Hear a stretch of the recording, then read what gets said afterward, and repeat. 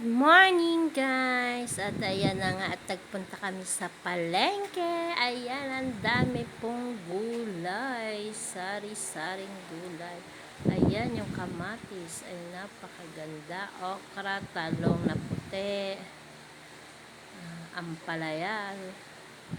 Pipino. Ayan, binidyo ko lang yan habang kami ay naghihintay kay Madam Flora.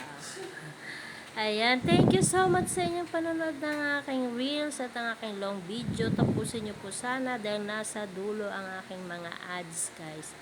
Thank you so much sa inyong support sa palaging panonood ng aking long video at ang aking reels. Lahat po kasi yan ay meron ng mga ads. Thank you sa lahat. Ayan, binidyo ko lang yan habang kami ay naghihintay. Bye po. Maraming salamat. God bless all. Bye.